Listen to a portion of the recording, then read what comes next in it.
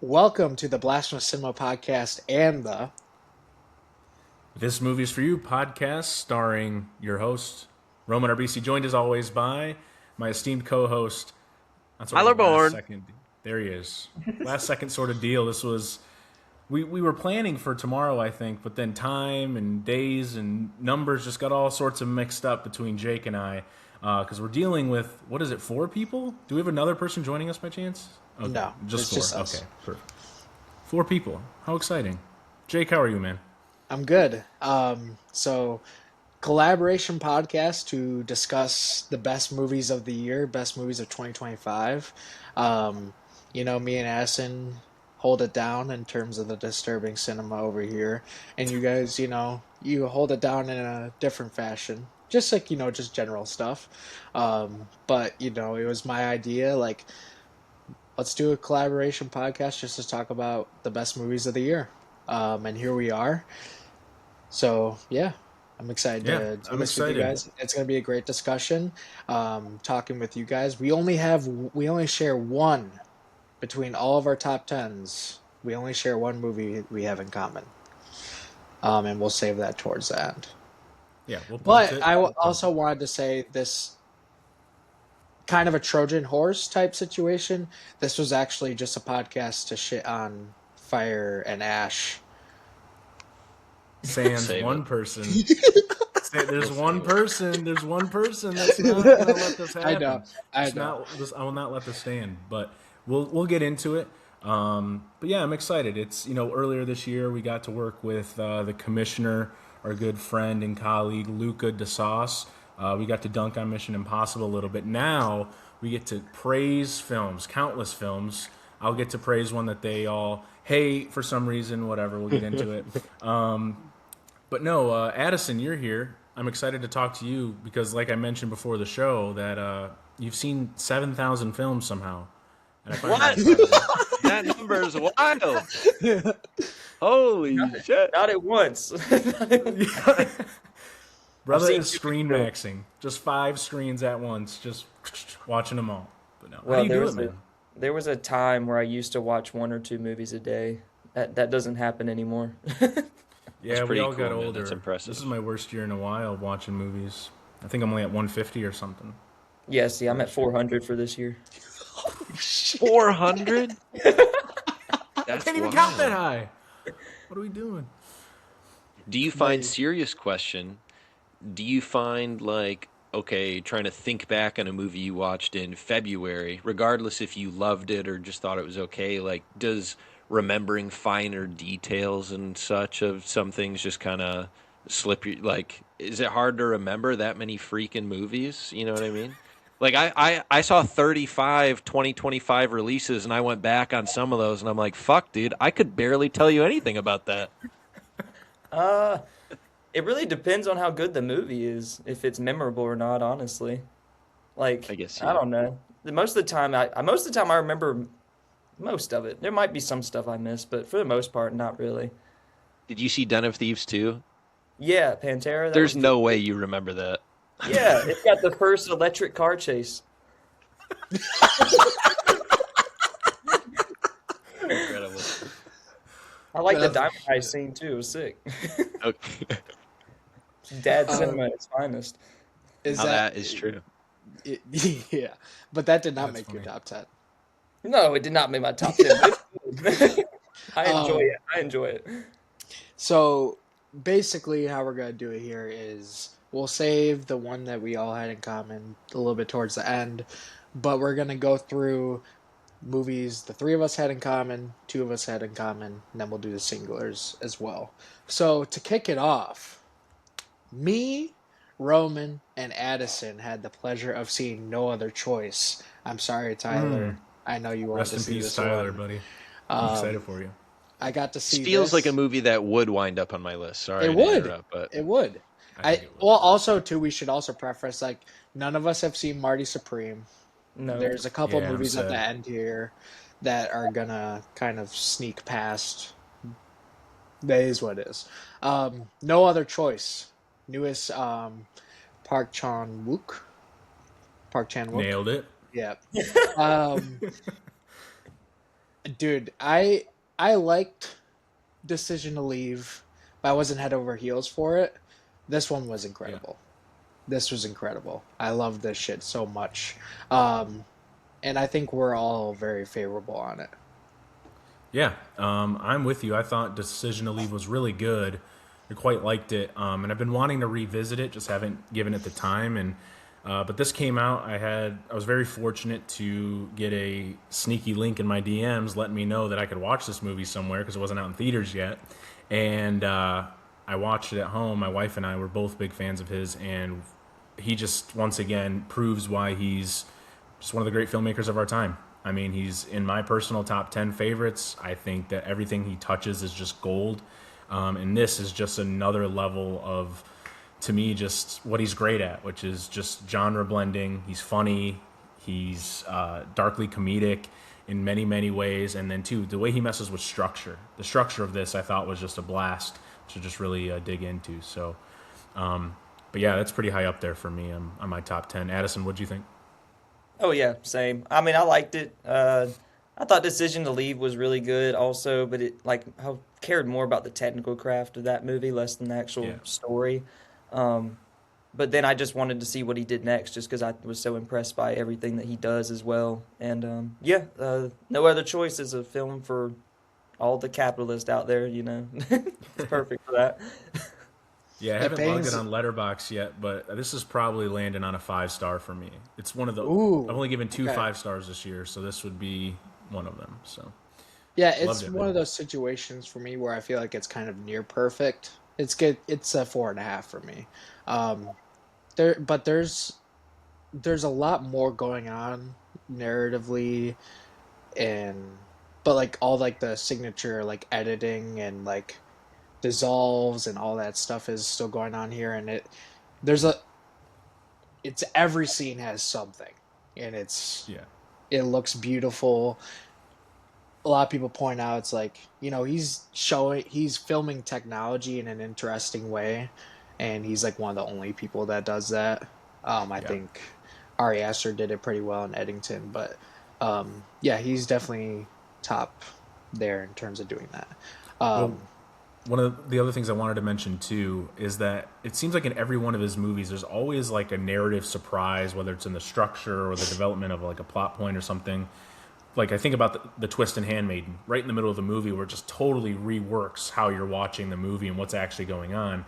And then in this, he doesn't really do that until the very end to me when it reveals a certain thing about his new job that I thought was oh like, dude, what a perfect I ending. was about to It bring was, that up. Like that yeah, stinger is so it's damn perfect. effective. It is incredible. Tyler, you're gonna love it. He is going to love it. All right. Just question for all three of you. For any of you, is this your favorite Park Chan Wook movie? I've only seen this and Decision to Leave, so Whoa! Oh my yes. god. Is Old probably boy? my favorite one actually. Oh wait, Old Boy Oh, is awesome. Yeah, Old Boy. okay. And Yeah, then I he made Um, Thirst also, didn't he? Wasn't Thirst him? yep, yes. Thirst is him. And the Mm, Yeah, and The the Handmaiden. Handmaiden.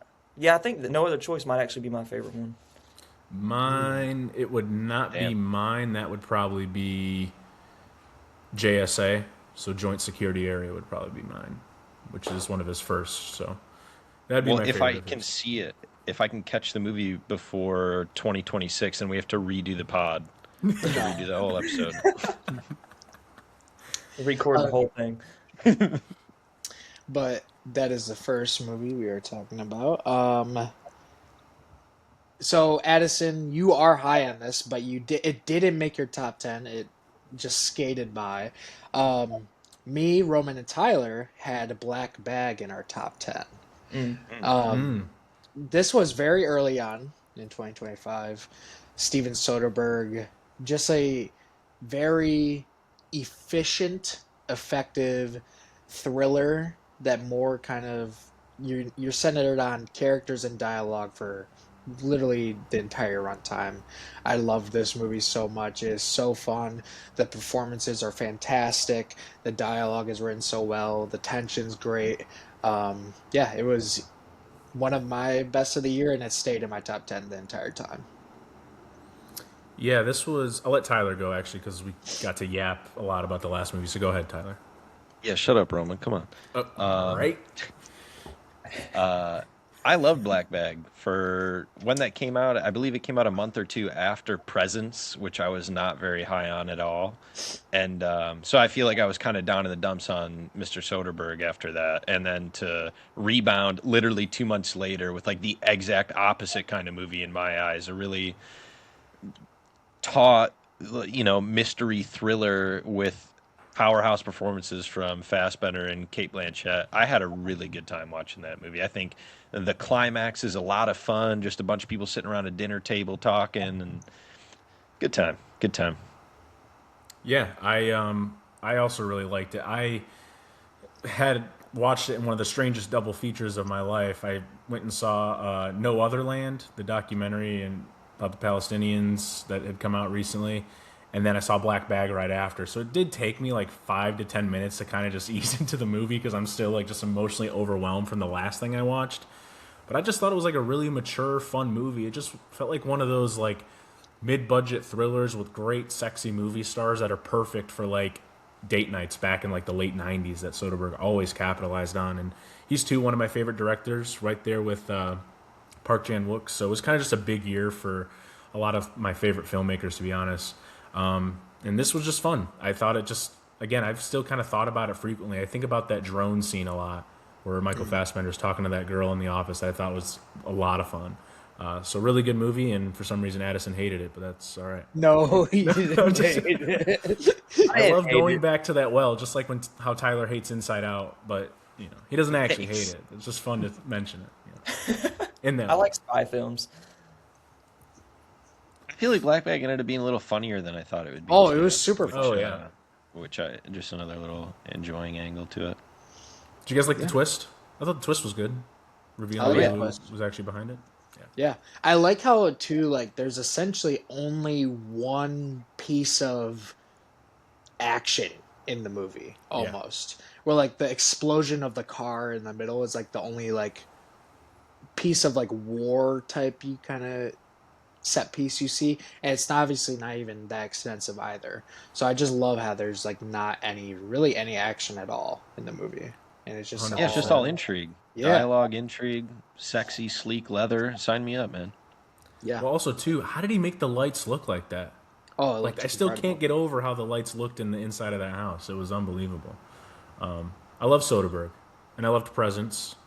May come up later. I don't know. Also a big fan of Once you Presence. become a millionaire, you actually just get different lights in your house. We can't even comprehend what millionaire lights are like. That's just what I they don't look think like I when ever you put wanted them on an iPhone. Um, moving on to the next one. Roman, I can't believe this didn't make your top 10. Tyler, Addison, and me correctly had Eddington in their top 10. Um, Tyler, Come on, Roman. I'm gonna kick this to you to start off because I think out of all of us, I think you're the biggest fan of Eddington here. So Well, I'll keep it relatively short. We live in a very politically charged time, and for my money, Eddington is the best political movie maybe ever made because of how dire I see the world we live in right now. I don't think there's a movie that um, uh, shows how everything really is in that light. Like to me, a One Battle After Another, or even a Begonia, or some of these other things.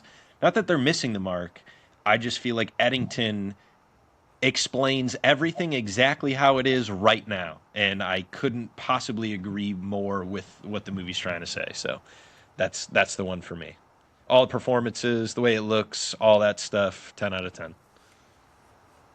it's Pass. incredibly layered and nuanced as well, and it's working with so many different ideas and themes, and it nails all of them, in my opinion. So that's what I kind of love the most about it. And you know, Tyler, me and you both got to see this for with an RES or Q&A in a sold out theater, and some of my favorite movie going moments of the year, like so many amazing laughs, but also too when a certain character gets killed, the whole theater gasping and literally just Oh, going complete silent. yep. It was amazing.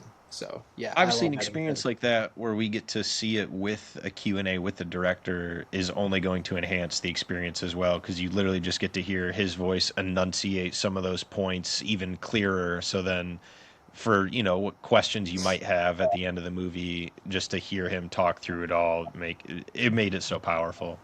Yeah. We won't bring up the fact that it was the worst moderator you could ever possibly have asking him questions. That sucks. Yeah, it was pretty rough. Especially when you have someone like Ari Aster to talk to. Like, I feel like It that's a well of opportunity.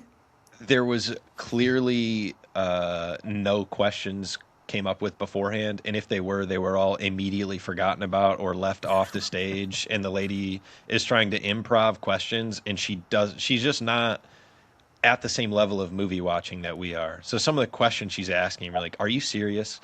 His ability to spin it and make it interesting made it awesome, but I almost felt bad for him because you'd see him have to puzzle out, like, "All right, how am I going to answer this nothing burger of a question into be something cool?" So, I love that.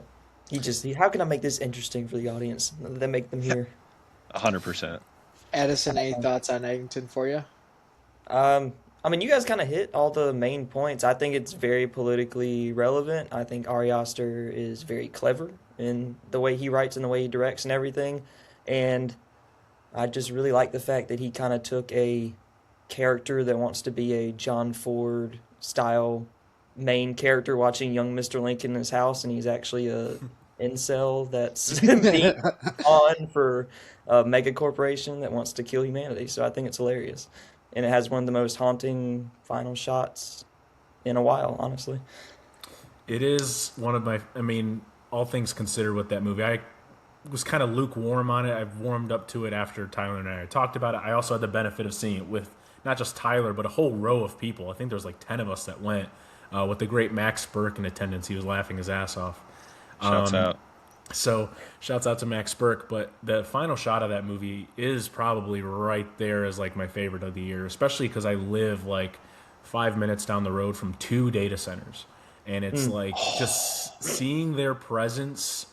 It just still like blows my mind that they even exist and what they're used for. And then you think about the movie, and you think about Joaquin Phoenix's character at the end and how he's a literal vegetable, and just again seeing how many politicians literally are on camera sleeping in the middle of signing legislation, including the president, and it just drives me absolutely up a wall, man.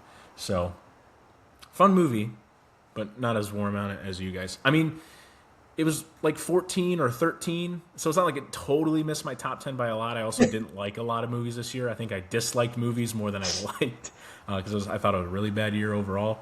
But fun movie. Just out of Real fun. curiosity, how many new releases did everybody see? How many 2025 release movies? I'm at Not 38. enough. I don't even know. 33. Okay, so we're all in, or at least three of us are in the 30s ish. Edison, I think you probably had the most out of everyone here. 192 is my guess. Just I gonna wish I say could it, I check swear how to many. God. Wait, hold on. 1, 2, 3, 4. Who was the best Well, performance in that movie? Oh, that's a tough question.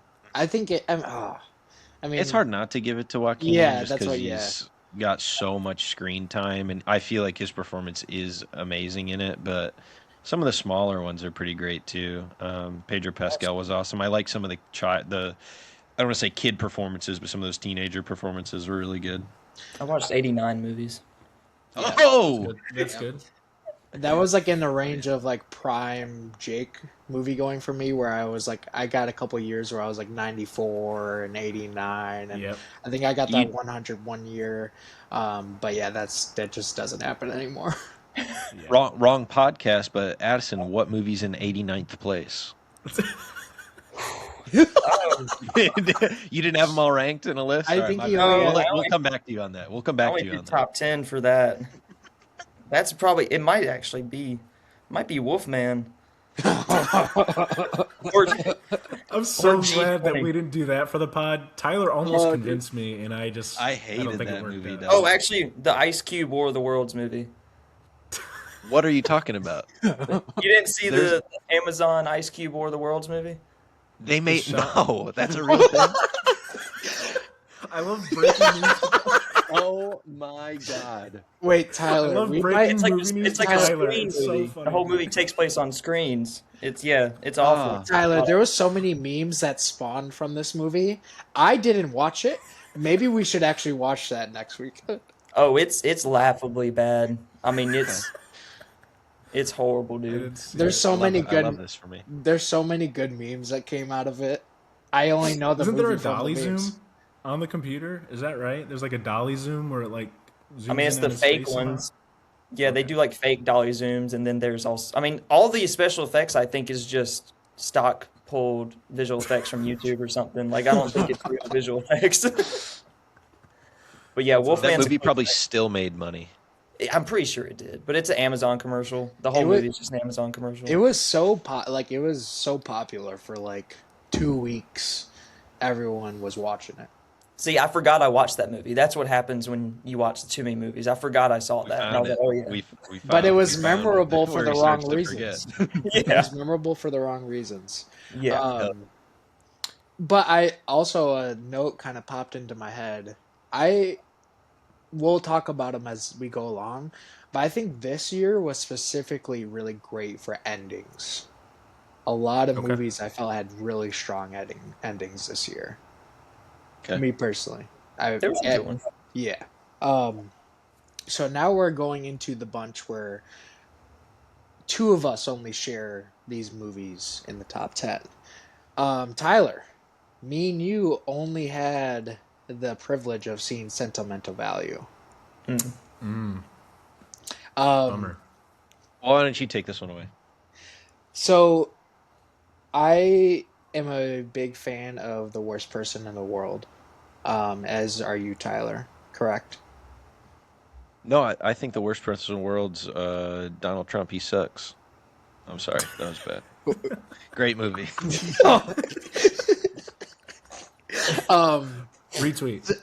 But yeah. so I was very excited for this movie just based on how great that movie was, and the the two movies are like very different in terms of the direction, in terms of how it wants to tell a story. Sentimental Value has some of the best performances of the year. I haven't seen his entire filmography, but I think Stellan Skarsgård has one of the best performances of the year, and I think possibly like top three of his career. I don't know if Okay. I'm from what I've seen. I think it is up there. He's Um, great in Thor. Sorry, I didn't mean to cut you off.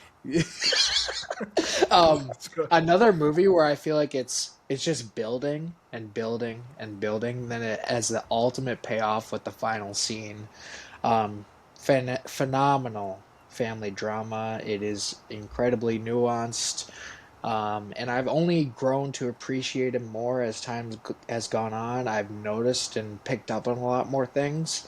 So yeah, I love this movie. Tyler, you saw it like a couple weeks after me. So yeah, give me your thoughts on it.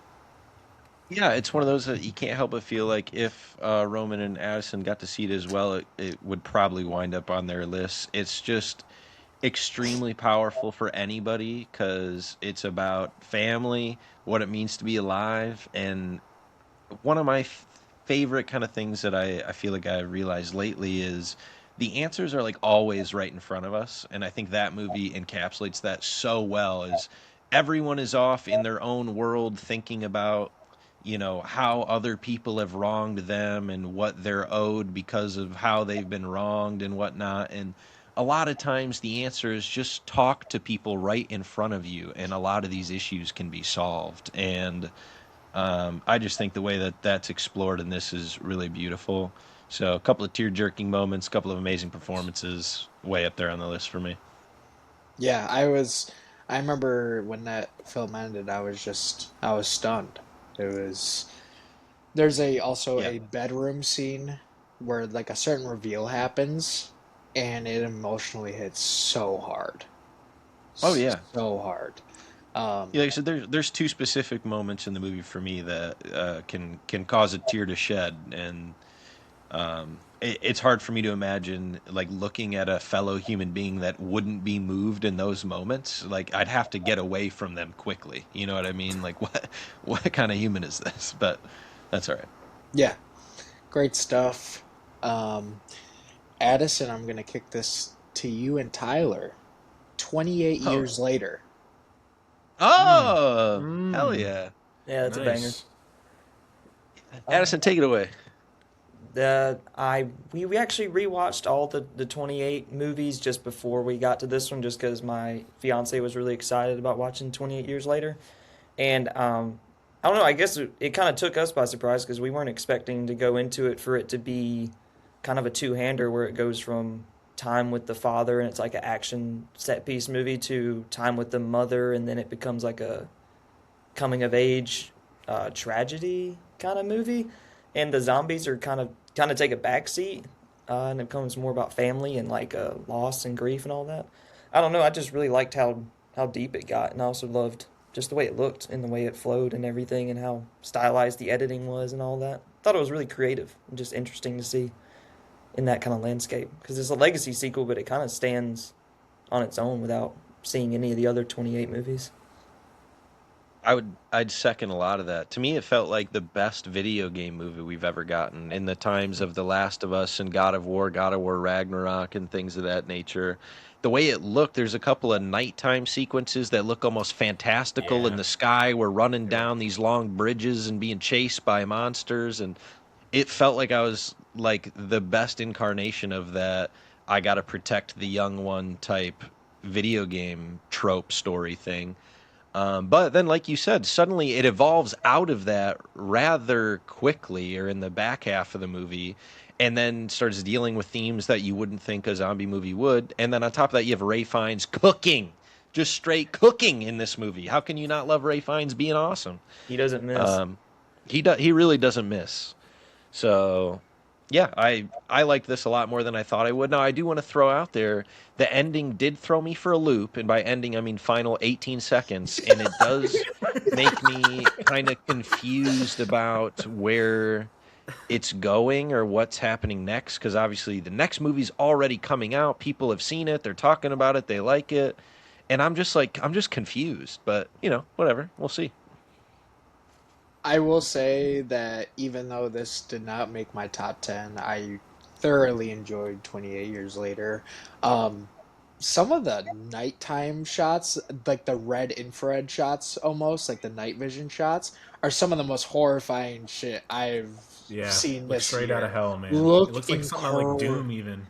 Yeah, I was It like, looks I really saw sick. that on screen. I was like, whoa, this Yeah. shit's amazing. And there was kids in my screening, like kids Those that kids were saw there. Samson packing heat like that. Yes, there was kids that were Heat younger than seeking 10 missile, years baby. old. Younger than 10 years old seeing this movie. They're gonna be having nightmares about that thing. That's all I'm I saying. I was like my I instant was. thoughts. I was like, dude, these kids are in for yeah. Very good movie. Yeah, it was on the outside looking in for me as well. It's another movie I warmed up to, just in talking about it with Tyler a little bit, sort of, bouncing off ideas on what the movie did quite well. And it's one, I think maybe there's one or two other movies as well, but one I've thought about rewatching a lot this year. And I just have, it's not very long, it's an easy watch for the most part. I like to just kind of revisit it and refresh my memory before the new one comes out, which looks fun. Looks like a movie. A major motion picture. I'm excited for it. I a lot more than other people did like the Candyman remake. So I'm sorry, y'all. I liked it. I liked it. I will say I on saw that. rewatch it went down for me on rewatch, but I still am favorable on it. You heard what Nia Yes. DaCosta said when she got the Bone Temple, right? What'd she say? Well, she said it was good to finally have a good script Hey, I mean, because she's only that's made Candyman and the Marvels. Didn't Yeah, she it's make fair. Wrinkle in Time, or is that someone else? That has to That's be someone someone else. I else. think that's someone That's else. Ava DuVernay, I think. Because that oh movie yeah, you're also I right didn't about like that. at all. And I thought, I'm like, surely Ava DuVernay will make a cool movie. Oh, but wait, what if it's written by the computer? Well, Um, What if it was a prompt generated script? I s- uh, Going into this next one, Tyler, I know you're gonna want to get in on this, even though it's not in your top 10. oh boy. Let me and Addison have a little shine for a little bit. Die My I'll put the Love. mic down. Die My Love. I think I am the biggest You Were Never Really Here truther in existence. That is one of my all-time faves, and I was super excited for this movie, and thankfully I walked out and I loved it. A very grueling and un I don't know. It's just a very unforgiving experience. It's agony. But I think Lynn Ramsey is a genius with the camera. She knows exactly what to do in every single instance with it. Jennifer Lawrence with easily a top 5 performance of the year. She fucking kills it. Um, yeah, I loved Die My Love. Addison. Yes, sir. I really liked it too. I think it was really good. It's probably one of my favorites of the year, actually. Um, I like Lynn Ramsey, and I also just think it's something that we've actually seen multiple times this year with the postpartum depression thing. It kind of shines a little bit in One Battle After Another, but it takes a whole new world with Nice. Die My Love because you get to I don't know. It's kind of like that thing where it's like once you get the mama bear instincts, I guess is the way to describe it. When postpartum hits, and you also care about this thing, and you're just watching this girl's like fractured psyche of her relationship and being dropped into a new location that she doesn't quite feel comfortable in, and she's trying to raise a kid, and she has this husband that isn't really a good husband and isn't really there for her. I don't know. I just think it's really interesting to see something very surreal, and by the end, it's kind of just like she just kind of wants to burn everything to the ground. I think that's really interesting. I enjoy watching that kind of stuff. Yeah. Um, Mr. Tyler Bourne has an interesting caveat to this movie that we're gonna get into an interesting discussion here. So if you want to kick that off, Tyler. Listen, Roman and I did our podcast episode on it, so I'll redirect anybody listening to that to get my further thoughts. But us, essentially, Die My Love is a really funny movie, and if you really like that movie and you don't think it's funny, personally feel like you're missing something, and I feel like Lynn Ramsey thinks a lot of those scenes are really funny. It's in That's why the movie does work for me. I do like this movie quite a bit. And if the movie isn't funny, like if I were to talk to her and she's like, "Oh no, none of that's funny," I would go, "Oh no, we got a problem here."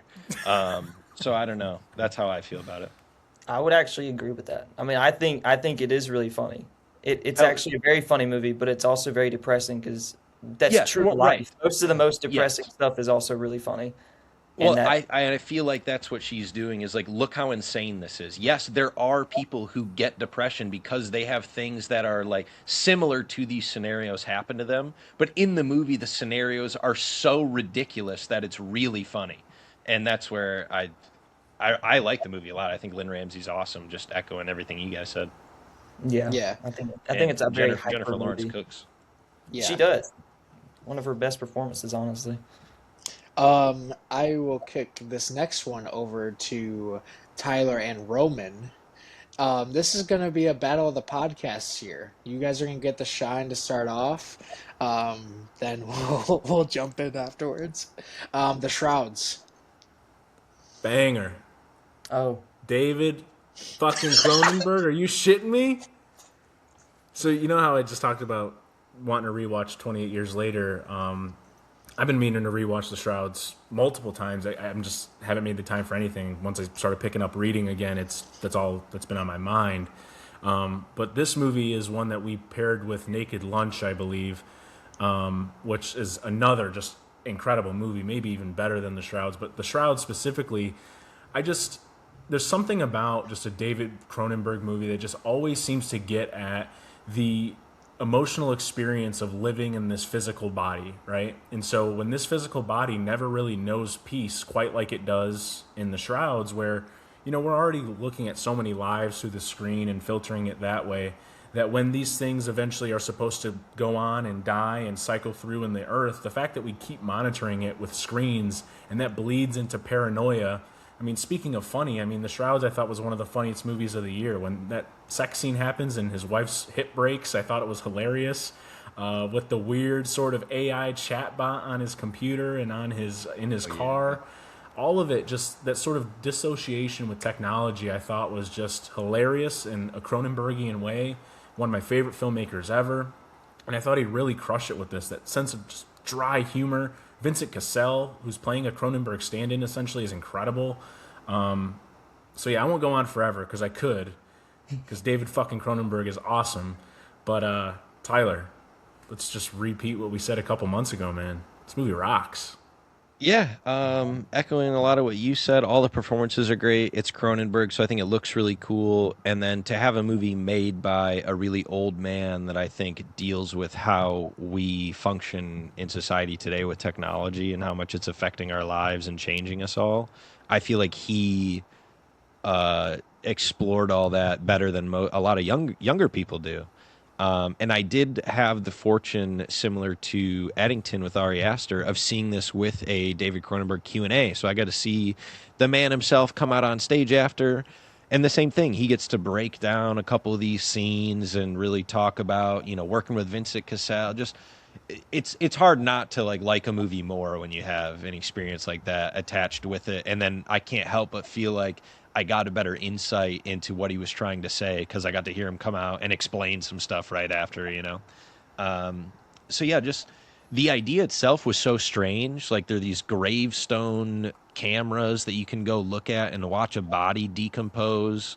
And so obviously it's dealing with death and how well we can handle close ones to us dying and whether we can get over it or not, and what does this help us or not. And that combined with how technology affects us with things like AI now, I just thought the way he talked about it all was really interesting and unique. And on top of that, it was kind of funny and weird and all the Cronenberg things that I love. So I get it's not a movie for everybody. It's definitely slower and just kind of a bizarre plot, but I enjoyed it a lot. One So tell me why it's quick bad, gentlemen. So one Roman, more go quick for thing yeah, too, yeah. just to tie into like something like Eddington specifically. I've really become fascinated by the idea of people who are so invested in conspiracy that they don't know what to believe in anymore. And then I think the Shrouds and Eddington both sort of get at the idea of you're going through this phase of grief, this trauma, whatever it is, that you start latching on to conspiracy, that you're starting to manifest things that have happened, aren't happening. What's the expansive nature of it? Like we think about the Antifa group that appears in Eddington that may or may not have actually happened. They may have not actually shot at him. And then I think about all these people that went out and just robbed these gravestones against, like as a way to sort of oppose this project that Vincent Cassel's character is in, and like maybe that didn't actually happen, and then it just sort of reworks his entire brain chemistry, who to trust, who not. It's really interesting how a lot of filmmakers are starting to latch on to the idea of conspiracy really taking hold of people, especially with another movie we're probably going to talk about in a bit. But yeah, I loved it. So you guys didn't like it, I guess. It's sad, but hey. Yeah, we're gonna go back a month or so to talking about on our podcast and reiterate what we said. Um, Personally, I loved a lot of like the concepts and themes that Cronenberg is toying with here. I just think execution is so off across the board, and it failed miserably for me. After a certain point, Addison, do you want to say Hold anything on. more? What do you think the movie was trying to communicate that it failed miserably? I just don't think anything that Cronenberg is like trying to get at, and then also performances and writing wise, all of this stuff is just not executed well compared to like what his other stuff executes well. I just don't think it's a I, well executed movie. I'll let Addison go ahead. I was going to I interject again, will but I go ahead. will definitely reiterate what Roman said before. and say that Naked Lunch is better than The Shrouds. We'll just go ahead and say that Naked Lunch is better. I love Naked Lunch. And I think The Shrouds has a lot of interesting concepts that he's toying with. I just feel like it is unfortunately a symptom of late style kind of filmmaking where it does feel like a part of it. I don't know if he's just not enthusiastic anymore behind the camera, or I don't know if it was maybe just what he Well, was dealing with his personal life, with like grief and everything, that maybe it was kind of hard to make this thing a little more well constructed. But the way the story plays out for me, I just don't really think it really hits home, and I just don't really think the narrative beats that it takes, it really controls itself in a way that I think it should, because it's dealing with the wife and the grief of the wife, but it seems like everything the character does has nothing to really do with the grief of the wife, and I don't really Well, believe it. So That's that's kind fair. of That's what my fair. problem is with it. and the other thing too is it was supposed to be like a TV show, is how he wrote it, and then he just diluted everything down into a movie. So I can, and that's sort of, even for me, it's actually one of its strengths, is that sort of like almost sort of incoherence, that emotional incoherence for me that I'm really fascinated by. In a way, it almost kind of reminded me of watching a Lynch movie in some regards, where it was like, am I supposed to be laughing? Am I supposed to be kind of like weirded out by it? Like, what's going on? Like, in that sort of abstract nature of the movie, I thought was actually a benefit to its benefit. And that's probably why I connected with it. And I loved Crimes of the Future too, by the way, which preceded I this. think I love Crimes it. of the Future is like 2 times the movie that The Shrouds is. Because Well, I I think think, the abstractness goes for it too. what'd you say, You say Addison? that again? Well, I think the abstractness kind of goes for it too, but I also think there's just a part of it that kind of feels out of touch. Like I think the whole idea of the AI and artificial stuff that you guys are talking about that he's trying to get into is also very interesting, but I think the whole backdoor plot twist that happens with it with another character where it kind of reveals that it had nothing to do with AI, it kind of deflates the whole situation as well. But that's more just nitpicking stuff for me. I would raise you just the idea that we're using, not us, but just society as a whole are using all these AI tools right now, like Chat GPT and all these other things, under the assumption that it is this great tool that's getting us all the right answers, when we know right now it's not doing that. It's a large language model that's trying to guess the next word accurately based on everything it's read. It's not actually pulling anything for you. So just the idea that we're putting our trust in something that is not what we think it is, like that whole thing worked for me in the movie. Um, yeah, we don't need to get into the shrouds. Gosh darn it, this is gonna Which turn into something. that's a good point though that you're making. That's a good point. Thank you. Yeah. I, I think it's just funny that it is very much a battle of the pods on this one. And I thought for sure that The Shrouds was going to be a slam dunk for me, and I think it was going to be a slam dunk for our podcast, and it just wasn't, sadly. I feel like it's a movie that has a lot of questions. There's weird stuff going on with Diane Kruger's character playing twin women, and that's his wife. His wife who died. He's interested in the sister now. The sister just may be interested in him. Then you have this like elite, super wealthy Asian woman that's trying to like get into his business, and he's made like I. There's so much weird stuff going on. I want to watch the movie again because it feels like it's your classic Cronenberg. Are there's weird dreamscape sequences intermingled with the rest of the stuff going on? Like, I don't know. It's I just do fun. think, as you know, Roman brought up that it was supposed to be a TV show. I do think there's a lot of these, the way a lot of these plot points develop in the film, I think may have hit home for me more if there was more development behind them in a long form fashion like that. I just don't necessarily think the meat's there for a lot of them in the Fair. way that it was structured. It would probably hit home a lot more also if it wasn't about a tech billionaire who drives a Tesla. So You're Teslas you're are not so that ugly, that man. bothered me a lot.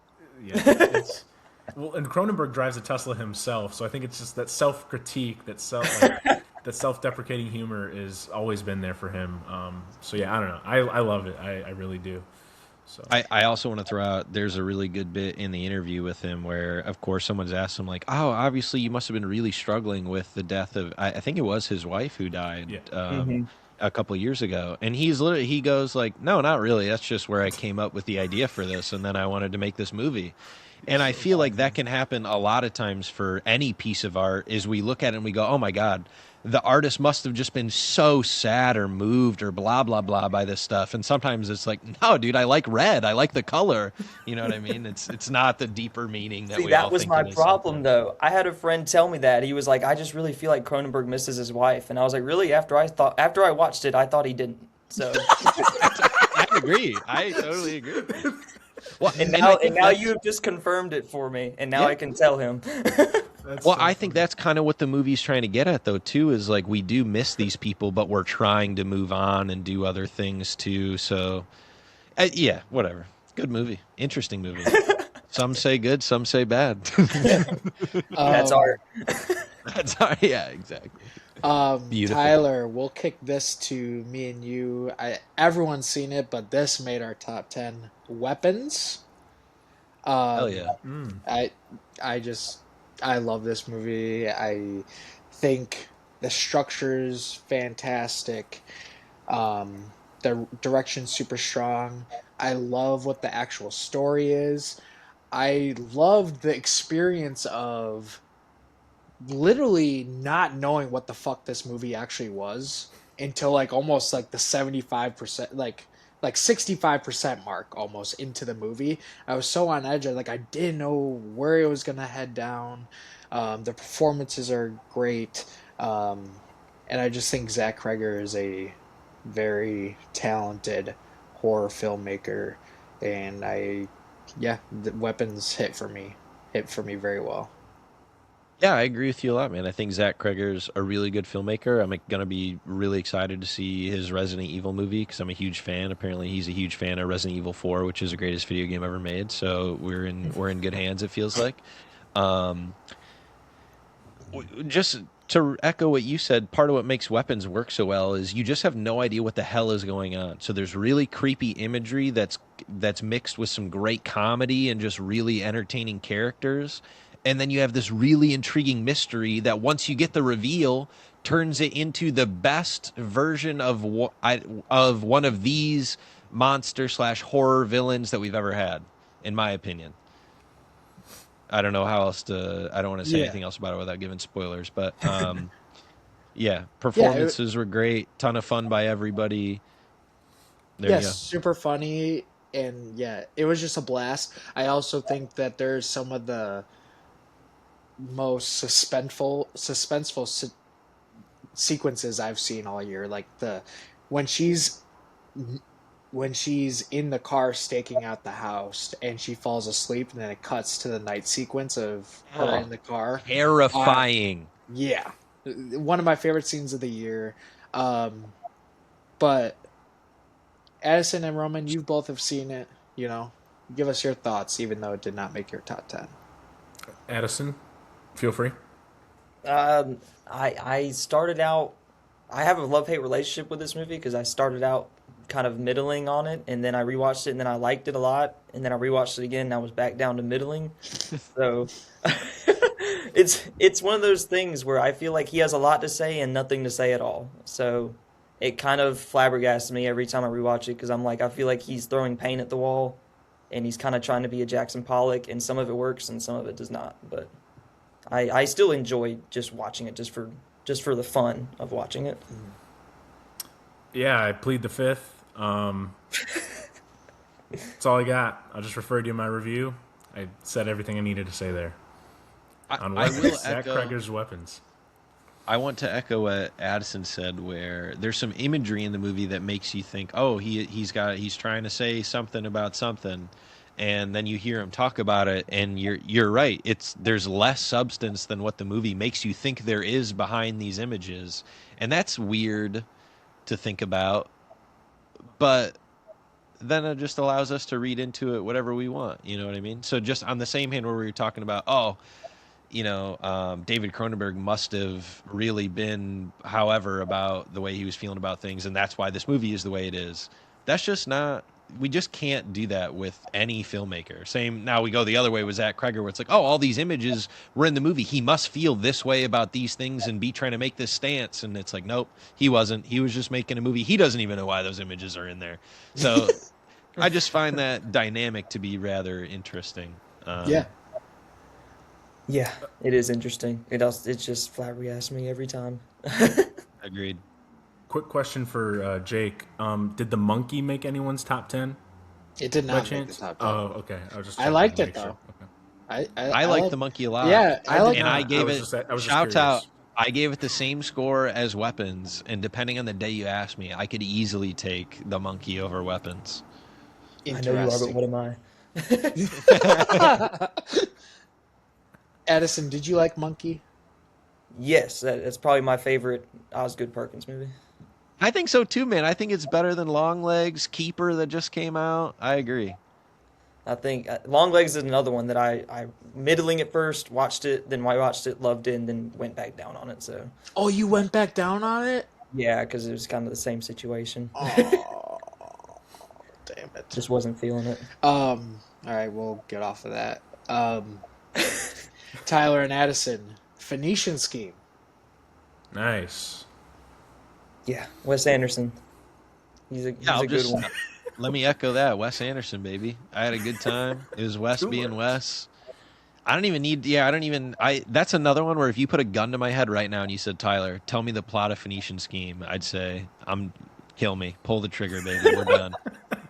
Not a I clue. But I'll tell you what, had a damn good time watching that movie. It's I don't know if you know this, but Wes Anderson said when he saw Benicio del Toro, he went up to him and he said, "You're like Aristotle on acid, and I want to make a movie about that." And I think that's exactly what the Phoenician Scheme is Aristotle on acid, and he's going through a death trip, and it's awesome.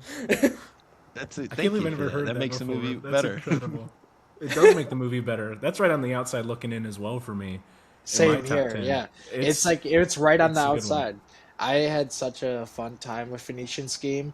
It doesn't like it doesn't it's very much like middle of the road west for me, but I had a phenomenal time. Benicio is there's some people who do not like Benicio in a Wes Anderson movie.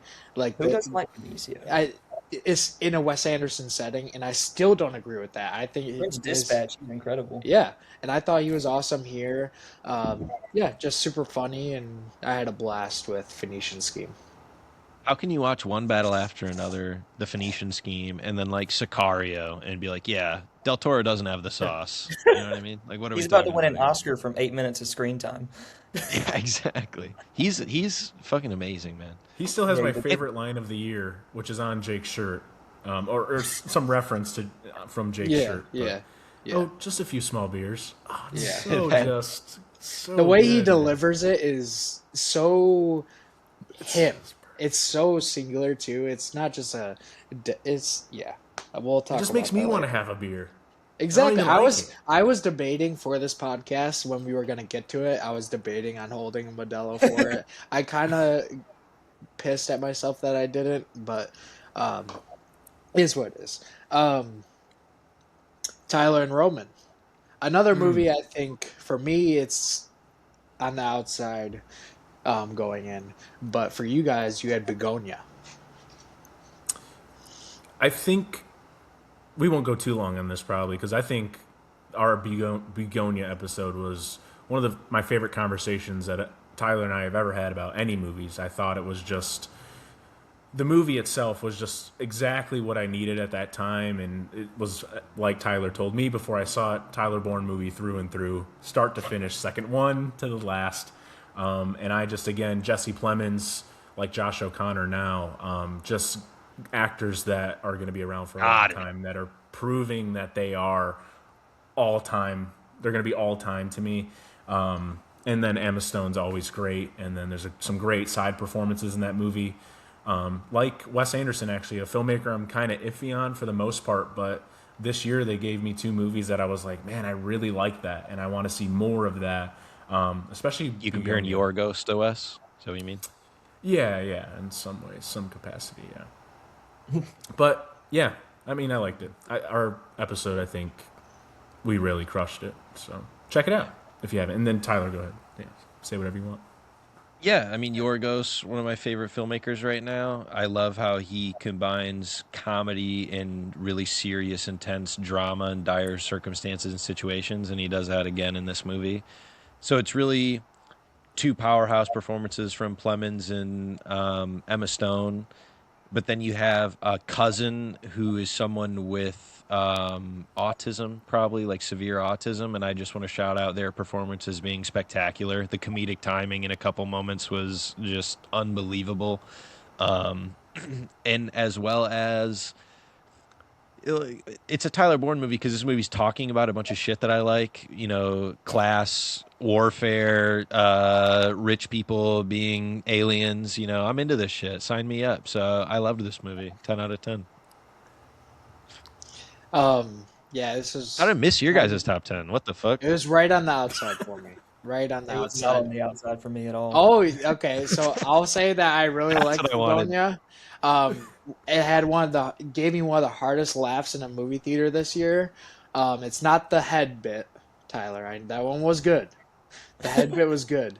But there's it cuts to a certain thing, and then I laughed so hard in the theater. But Addison, what didn't? Yeah, give us Begonia talk from you. I'm not a Yorgos guy, so I'm really biased. Every time I watch one of his movies, I'm just like, this dude hates humanity, and I'm just not a fan of his movies.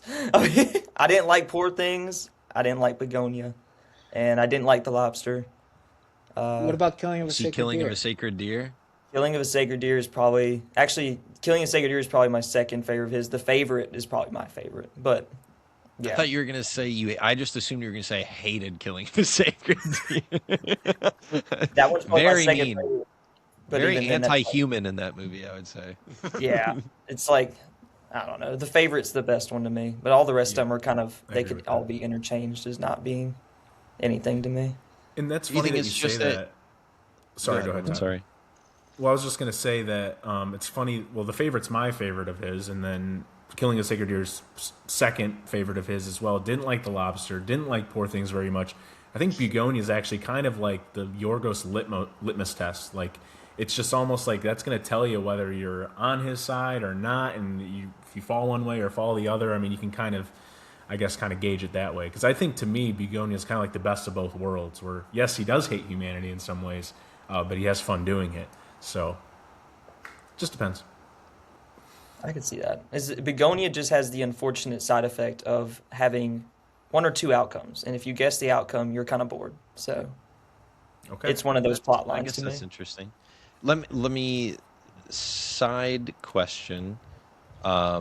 What didn't work about, or what did work for you about The Favorite? Like, what is it about that one that just really speaks to both of you guys? Obviously, we can try and be quick here. I think it's a nice, like, just classical drama, and I think it has interesting concepts about it. Like, I just like the interesting aspect of them basically fighting over the queen. Yeah. Yeah, I mean, I love that movie too, but I feel like it's got a lot of the similar stuff that he does in a lot of his movies. But that one is, I guess, it's lighter in tone. It's definitely not as outwardly aggressive and mean as his other movies. More grounded, too, I would say, but also still kind of has that Yorgos little stylized weirdness to it. Yeah. yeah. Okay. And I'm a For sucker sure. for power dynamics, and just seeing the three of them just work against each other and getting to see the performances. Olivia Colman's incredible in that movie. Yeah. And just to Yes. kind of see them bounce Deserved off each win. other is a lot of fun. Rachel Weisz is also just incredible. She should be in another one of his movies as well. So, yeah, that's why. Just a sucker for power Power, dynamics. It's fun to watch. power dynamics is a good way to describe it. Yeah. So those were all the movies that two of us shared on our top 10 lists. So now we are down to the ones that only one of us had on our top 10 list. So what I'm going to do is I'm just going to do a rotation here. So, Addison, Sinners made your top 10. Talk to us about Whoa, Sinners. nice. Sinners. I think I first of all I love Ryan Coogler. I think he's an incredible filmmaker. Creed is one of my favorite movies, um, and I think Sinners is just the best of all worlds. It's like a blockbuster film that feels like it was self-financed. That's also an indie film. That's also a passion project, all wrapped up into one nice little package. And I like that it's spends like probably the first half of the movie just building the world and having you hang out with the characters before shit hits the fan, and then all of a sudden it's a gore fest and vampires and uh, music. I mean, it's literally got everything I like. So it's like horror and music and just darkness and blood and everything. Makes sense to me. I'm a big It's a Haley little Seinfeld fan, blasphemous, so I would say. A little blasphemous. My Sorry, guys. that I'll front see. half I'll of see the my way movie out. that front half of the movie is definitely my favorite part about it. And as during that first half, I was like, dude, this is awesome. This is exactly, I didn't expect this, but this is exactly what I almost wanted without even knowing it. Um, I do have some issues with it. Sadly, it did not make it very high for me. Still like it though. Michael Um, B. Jordan, all time twin performance. He's really pretty good. good. Pretty Really good. good actor. Um, Tyler, you only have one singular movie that is completely different from everyone. VHS Halloween made your top 10. oh, fun. I feel like my top 10 list this year isn't as like rounded out as I'd like it to be because I just Mm. didn't see enough movies like for something like this to end up on there. But what I will say is I'm a big fan of the VHS found footage horror flick franchise that has wound up its way on Shudder now. Yes. The first two came out in like 2011, 2012. I think they went straight to Netflix, or maybe they were shopped around and then I don't know. I saw them on Netflix when I was in like that middle school, high school time, and they really scared me. They're the kind of movies I'd watch, with friends coming over, spending the night and stuff. And this newest one, I just thought had a couple of amazing, really fun, interesting shorts in it. I like the idea. It's just five short films, all directed by different directors, so they all kind of have their own flavor to them. One of them specifically, I think, isn't very good, but the other ones were so strong and creepy that they rivaled most of the horror movies that I saw this year. Just shouts out like one in particular that's only, it's 15 minutes long, but it's really similar to the Osgood Perkins movie Keeper that came out. That's an hour and 45 minutes or whatever it was. And I thought the 15-minute short did basically the same story and did it way stronger and more interesting and scarier. And in a way, that little like 15 to 20-minute horror format can be really powerful when used well because it can leave you with a lot of questions. You just get all the scares, and sometimes the performances can be pretty strong because it's just people being scared and screaming a little bit and stuff, and maybe getting covered in blood and poop and sweat and whatever. Anyway, I liked it. It's a good time. It's fun. If you like horror, like those are movies I'd love to hear you guys cover. And if you haven't watched that newest one, I'd like to hear you guys' take. I love Um, VHS 94. I've watched all of them, but 94 is my favorite. Hell yeah! I think the 88, 94, or 85. I Yeah, don't know. it 85, goes like 94, and Halloween are like. 99, Beyond, Shouts all. out VHS 2, the one where they go to the Korean compound cult. That is like the best short, in my opinion. It's insane. It has Sounds everything really you could cool. ever want. We're giving birth to the devil. We're having people kill each other. 10 out of 10. um, for VHS Halloween, my favorite short was, which makes sense for me, but also makes sense for the Blasphemous Cinema podcast. But I think Kid Print was definitely the most Dude, that one legitimately hurt me, dude. very disturbing. Very How you doing, disturbing. champ? Yeah. So yeah. That line messed me up. Roman, It's I'm me. gonna I'm gonna give you Caught by the Tides. Okay. Yeah. This, and I kind of gushed about it a couple months ago as like what have I been watching lately or experiencing lately. It's not just my favorite movie of the year. I think it's genuinely like a movie of the last 25 years. Like just in terms of the relationship between film and digital and how these techniques and forms are connected over time and transcend time and space and feeling and mood and people. Especially because, again, what he does is he repurposes or refurbishes footage from his earlier movies and connects it into this one. But really, what's at the underlying message of the movie is about just, again, that film landscape and those digital landscapes and how it's changed over the course of China's history, late, 20th century, early 21st century, and now we're getting into the quarter of the 21st century. And we get to see that sort of just disconnection, that love, that connection through music, and how, again, like how any filmmaker can work with the same people multiple times over the course of their career and get us to think differently about them just in how they change an edit, how they change an angle, how they take deleted scenes from the previous movie and insert them here. It is truly, genuinely one of the most inspiring pieces of filmmaking I've ever seen, just because I've never seen a movie made like this. It has, again, just a really incredible performance by Zhao Tao, who's in a lot of his movies.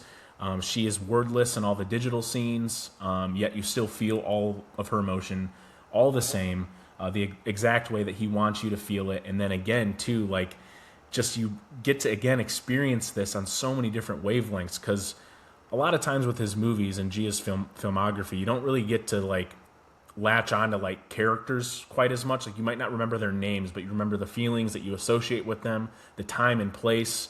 And to me, it's just one of the great masterpieces of our time. It is genuinely one of the best things I've seen in my life, and we're going to be talking about it for a very long time when more people start seeing it. So get on it. Get on Gia's filmography. Get on Caught by the Tides.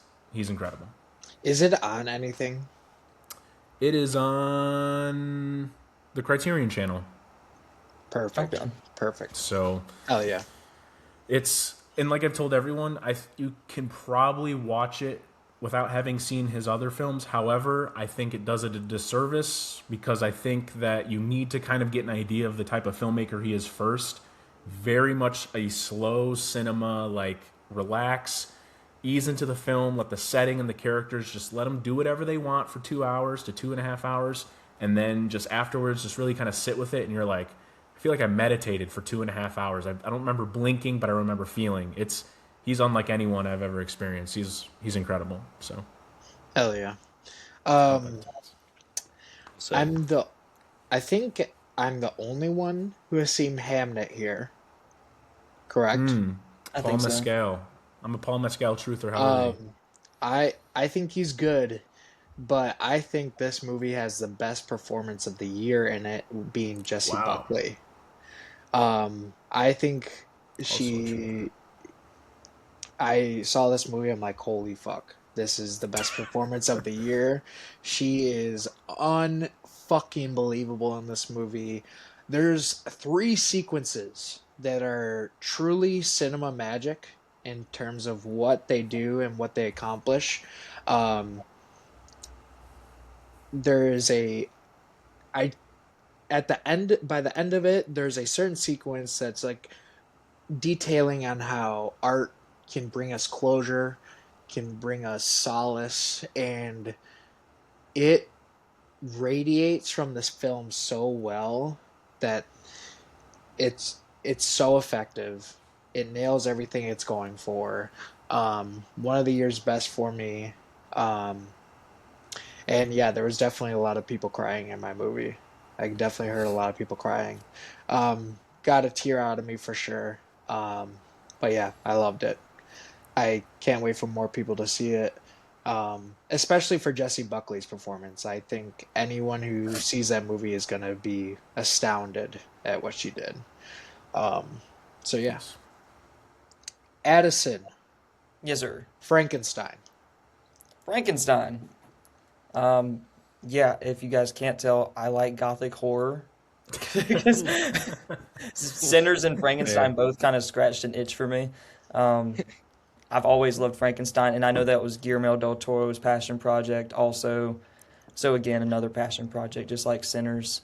And I don't know, I just enjoy Oscar Isaac being his very crazy self in that movie. He was told to act like he was Prince as Victor Frankenstein, and I think that's a very interesting direction to take.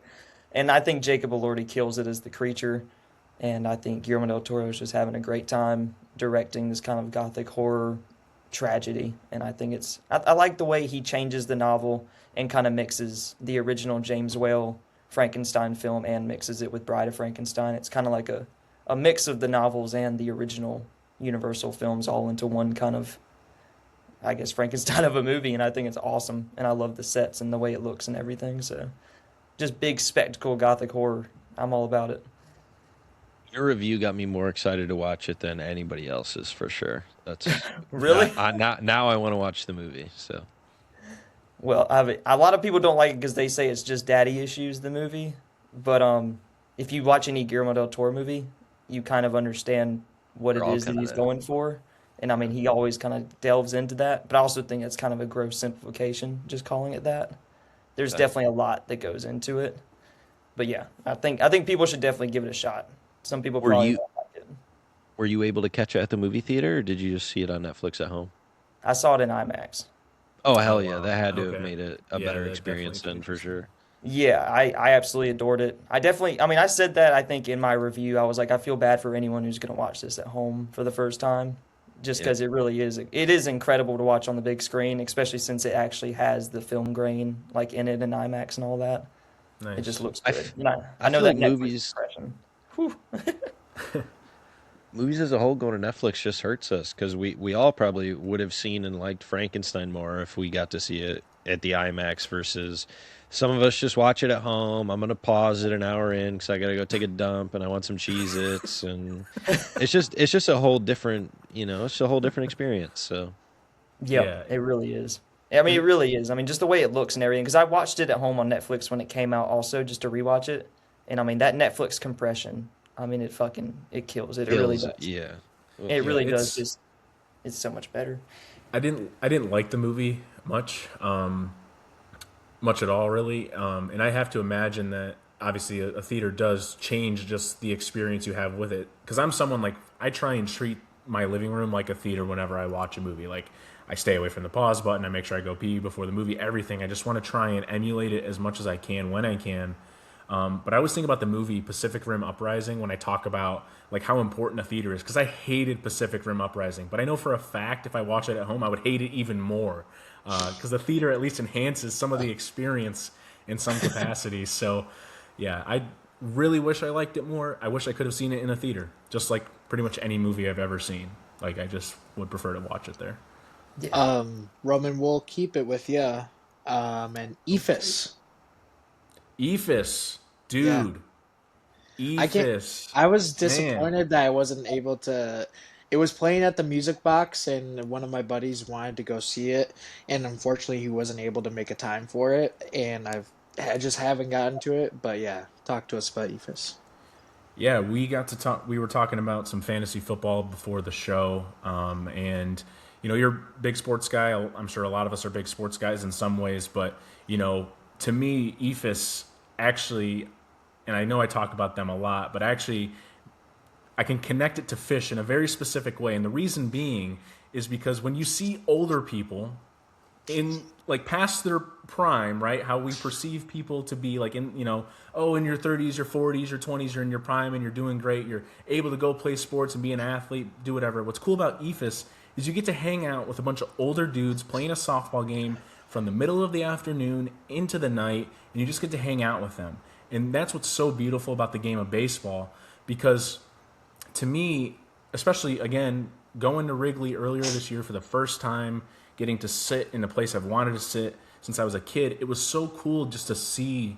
Just you have the game going on, but the guy next to me is keeping the box score. I'm laser focused on the game. You've got kids running around not giving a shit about what's going on. And that's what's so beautiful about baseball. It's just an environmental, nobody's paying collective, attention. cohesive. Yeah, well, no one's paying attention, but when you do pay attention, there's a real truth to the sport. There's a real, because to me, there's nothing more impressive in sports than hitting a home run. You're using raw mechanics and energy to throw a ball at 99 miles per hour and then belting at 110 over a wall 400 feet away. It's to me, it's the most raw and beautiful sport on the planet, and EFIS gets at that at a very old age for older men, just again enjoying this last game that's played on this field that they spent and had a lot of time playing on. It's a really beautiful movie. So if you can't tell, I love it. I fucking love it, and I love baseball, and it's just really, really a really good movie, and more people should see it. So EFIS is fantastic. So check it out. Yeah. Rock on. Um, Yeah. Next movie I had was Sorry Baby. Did anyone else see Sorry Baby? Uh, Me and Hannah tried to watch Sorry Baby and we turned it off after 20 minutes. Sorry, baby. What's that? You turned it Jake looks hurt off? after that. Why'd you turn We it off, Sorry, man? baby. Me and Hannah, I mean, we were watching it and we got about 20 minutes in and we were both just like, this is not it. I think Oh, that that I haven't seen it yet, but I've been I meaning think to watch this. I think Sorry Baby is one of the most special movies of the year.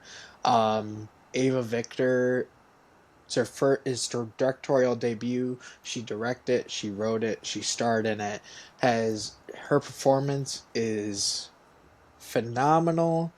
I think this movie tackles a subject that's particularly hard, but then it adds another layer to it and shines light on a certain demographic that doesn't necessarily get talked about a lot in terms of facing certain real life horrific things done to them. And there's scenes in this movie that left me completely floored. Um, and the way that it basically reveals the title is so damn good. Love a good Um, title review. I Sorry Baby is a special movie.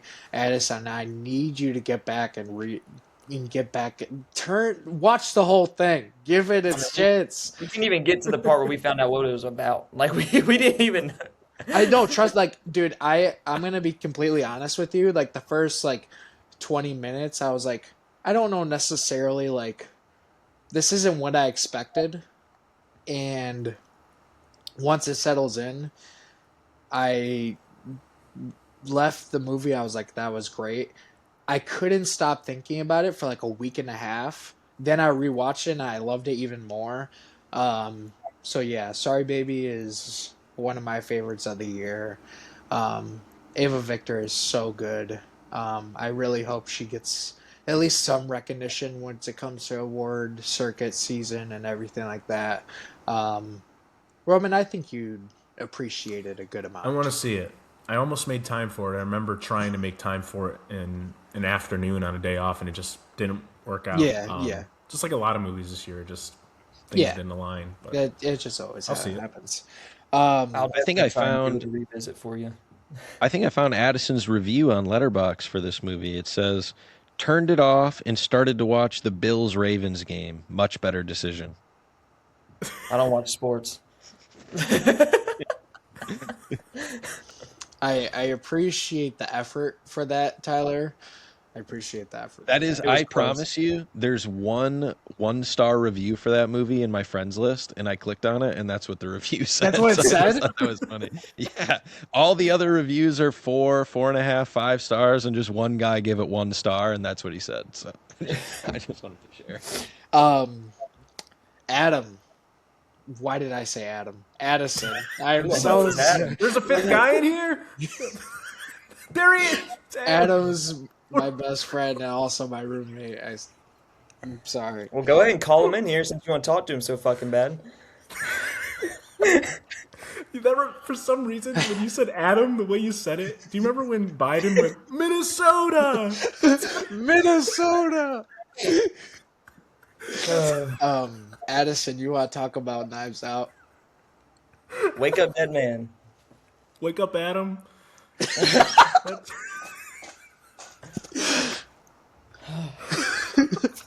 All right, we're back. I'm Another sorry. Netflix I'm so movie. sorry, man. I love you so much. I'm so sorry. Oh. Yeah, I like Wake up, dead man. Honestly, not a religious person, but I thought it was a very interesting movie. It's very much about like a scathing commentary on small town institutionalized religion. And it's like Old Testament v New Testament, kind of, I guess, going back and forth. I enjoyed it. Yeah, I like a lot of the movie talking about that stuff too. That was definitely my favorite part of it. Yeah, I just Yeah, think I it's just- interesting. I just posted my review about Sure. it. Josh I wish there was a Brolin's little great. bit more coming out of it. I don't know really how Ryan feels about all that religion because I'm not a religious person either anymore. Lapsed Catholic. Sorry, mom and dad, but yeah, it was good. I liked it. Josh O'Connor. Yep, I Josh think Josh O'Connor kills O'Connor's it. got the sauce. He's Probably so my good. favorite Daniel Craig iteration of Benoit Blanc. Okay. Brolin kills it. I love Josh O'Connor and everything that I've seen him in. And I think Ryan Johnson said he used to be religious, but he also isn't anymore. And he said this movie was about him basically using Benoit Blanc as like an apparatus to talk to his past religious self as the newly not religious self. So Interesting. Okay. Very that's cool. kind of what his. I guess that's what he was going for, and then he just wanted it to be, of course, a murder mystery, and it's probably Right. my favorite murder mystery too, out of all of them. If anything, you just saying that makes me wish Ryan Johnson made a movie about how he feels about religion, his own relationship with it, versus cramming, or not cramming, but just inserting those ideas into another murder mystery movie. But I do like this one because it's talking about all that stuff. I just want to see Ryan make something else. Yeah, I would like to see him get out of the Knives Out situation too, because I liked it better when Right. he was making stuff like Looper. I feel like his Knives Out movies would be better if he just took a little break in between making them. You know what I mean? If we got one every couple of years because he's making other movies in between versus I'm just ripping through Knives Out movies. But Do like the Nolan thing where it's like Batman Begins, then like yeah, Inception, The Dark Knight, then yeah. Interstellar. You just feel like the creative juices going back to your franchise would be better because you're letting it breathe. The characters are given more time to age or I don't know, just have stuff happen to them. It wears out the audience. I think. Now that Wake Up Dead Man's the third one, I just feel Yeah. sad watching it. So I'm like, oh man, Ryan, go make something else. But Or he he kind does of do a became. really good job. So then it's tough because a bunch of the parts of the movie are really strong. So I'm like, fuck. Yeah, fantastic director. I would like to see him do something else. Roman. Hmm. Um, Other fans here, but this made your top 10. Cloud. Yeah, I was waiting for this one. Tyler has recently gotten on the Kiyoshi Kurosawa train. Facts. All Same of us, here. I'm sure, love Cure and love Pulse. This movie is fantastic. It's got one of the worst shootouts I've ever seen, but that is a service to the movie and how it culminates into something like that. And once again, just he really gets at just the every working man sort of late stage capitalism culture where you're just becoming a scumbag and willing to sacrifice yourself and your friendships and your relationships to make a quick buck or two or a couple hundred. And this is actually a movie I rewatched the first half hour, and then rewatched it again just because I think that the first half hour is my favorite half or favorite 30 minutes of the movie. It's just the way it sets it up, and then you can just kind of see the seeds he's planting emotionally, I think is just really well done. And he's one of the great filmmakers, especially horror wise. I think he's just fantastic through and through. And if you haven't seen it, you should see it. And if you do, it'll probably make your top 10. Just on the outside for me. And I think Addison had this like for year 2024, not 2025, right? Yeah, it is in my 2024 Yeah, it top five. was. I love the structure of this movie. I was kind of saying to Addison, where I love how basically accumulates to, like you were saying, this basically this shootout.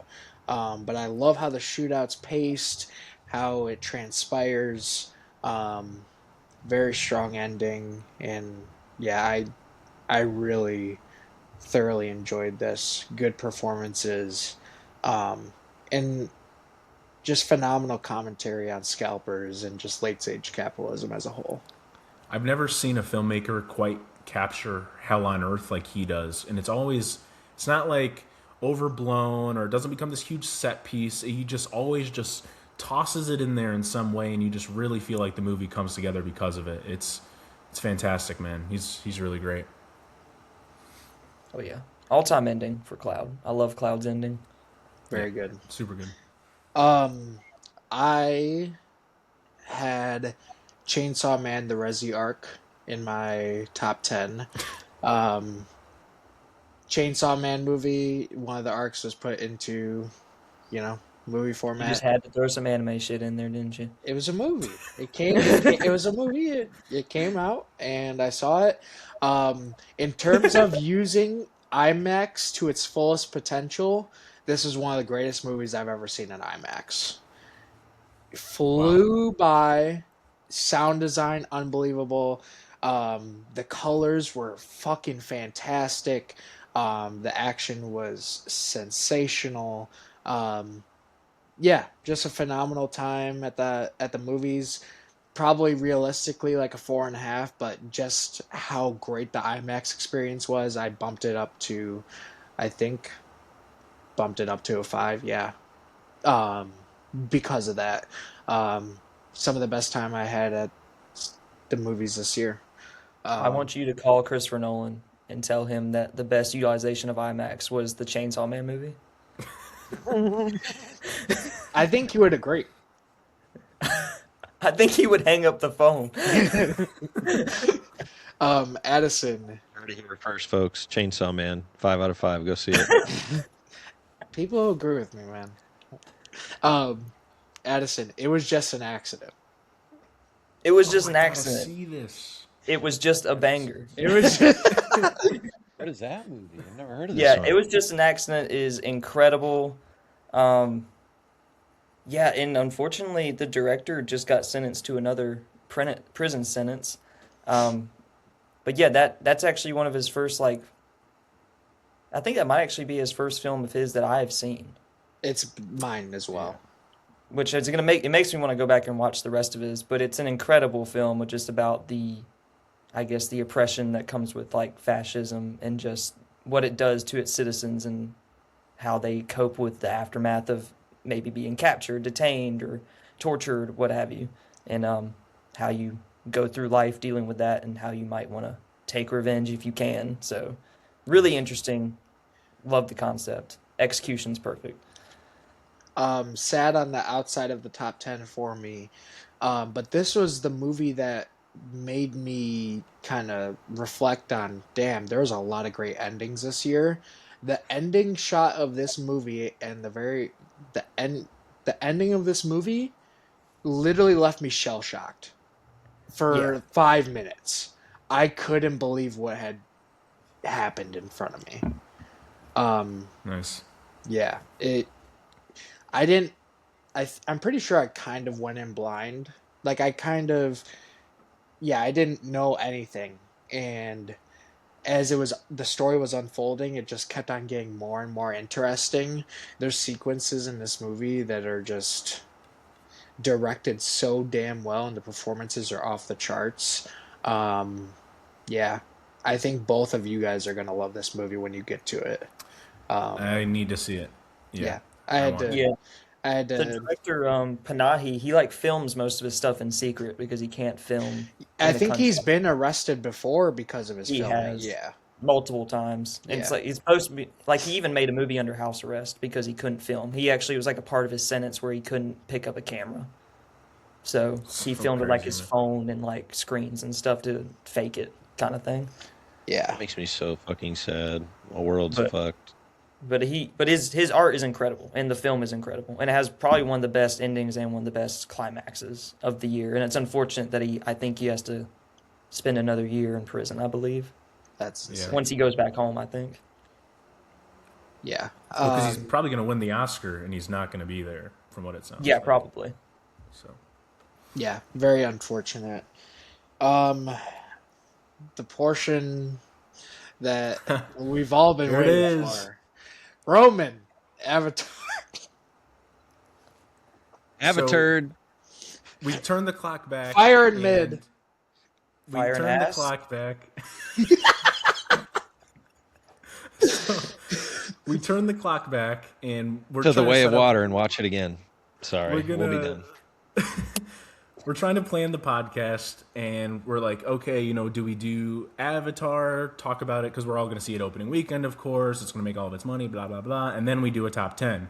And Jake tells me, no, Addison really thinks it's going to be in his top 10, so maybe we'll just save it to talk about it in the top 10. I get out of Avatar, Wishful thinking.